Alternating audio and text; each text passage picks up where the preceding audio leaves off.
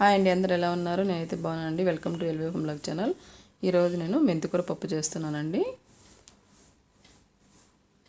ముందుగా ఒక కుక్కర్ తీసుకునేసి అందులో ఒక స్పూను శనగబ్యాళ్ళు తీసుకుందామండి. ఒక చిన్న కప్పుడు కందిపప్పు తీసుకొని ఒక 2 సార్లు బాగా కడుక్కొని నానబెట్టుకున్నాను. ఒక హాఫ్ అన్ అవర్ తర్వాత కొన్ని నీళ్ళు పోసుకునేసి కొంచెం కొత్తిమీర మెంతికూర వేసుకున్నానండి ఒక కట్ట. తర్వాత ఒక 4 టమోటాలు పండినట్టు వేసుకున్నాను, సన్నగా కట్ చేసుకొని. తగినంత చింతపండు, మనం పులుపు తినే వాళ్ళైతే కొంచెం ఎక్కువ వేసుకోవచ్చు, లేదా తక్కువ వేసుకోవచ్చు అండి.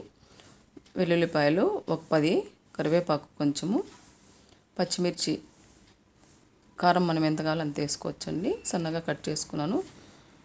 జీలకర్ర, పసుపు, ధనియాల పొడి అన్నీ ఒక్కొక్క స్పూన్ వేసుకున్నానండి. జీలకర్ర, మెంతి పొడి అన్నీ ఒక్కొక్క స్పూన్ వేసుకున్నాను. ఆనియన్స్ సన్నగా కట్ చేసుకునేది ఒక మీడియం సైజ్ వేసుకున్నానండి. ఒక స్పూన్ ఆయిల్ వదులుకున్నాను. రాళ్ళుప్పు తగినంత వేసుకున్నాను, మళ్ళీ తక్కువైతే వేసుకుందామండి.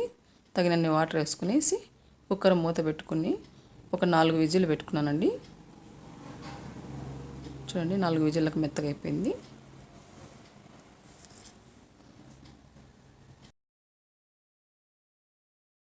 ఈ రసం అంతా తీసుకుందామండి పక్కకు. పప్పులో రసము ఇది పిల్లలు చాలా ఇష్టంగా తింటారండి. పప్పులో రసం అంటే పిల్లలు, చిన్నపిల్లలు ఉంటే కూడా చాలా అన్నం కలిపి పెడితే కూడా చాలా ఇష్టంగా తింటారు. ఇదంతా పైన తీసేసుకొని పప్పు ఎనుపుకుందామండి.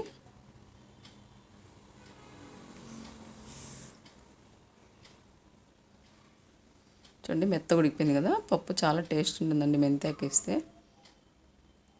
పప్పు అంతా రుద్దుకుందాం ఇట్లా. తర్వాత మిగిలిన రసం ఉంటుంది కదండి, పప్పులో రసం, అదంతా కలుపుకుందాం దీంట్లోకి. కొంచెం అయితే నేను తీసుకున్నానండి పప్పు రసము, మా పిల్లలు కూడా బాగా ఇష్టంగా తింటారు ఇది. తర్వాత పోపు పెట్టుకుందామండి. పప్పుకి స్టవ్ మీద కడాయి పెట్టుకునేసి ఒక 2 స్పూన్లు ఆయిల్ వేసుకున్నాను. బాగా హీట్ ఎక్కిన తర్వాత జీలకర్ర, ఆవాలు వేసుకున్నానండి.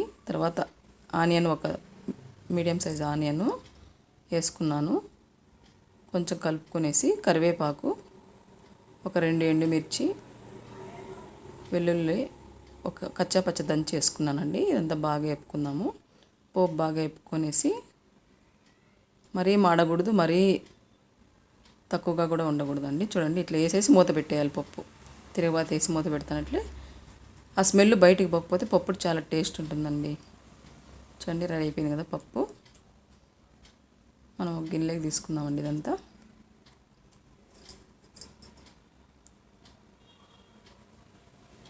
ఇది రైస్లోకి కానీ రాగి సంగట్లో కానీ చాలా బాగుంటుందండి పప్పు. పప్పులో తీసిన రసం అండి ఇది. ఈ విధంగా తీసుకున్నాను నేను. మా వీడియోస్ మీకు నచ్చినట్లయితే లైక్ చేయండి, షేర్ చేయండి, సబ్స్క్రైబ్ చేయండి, పక్కనే ఉన్న బెల్ సింబల్ నొక్కండి. Thanks for watching.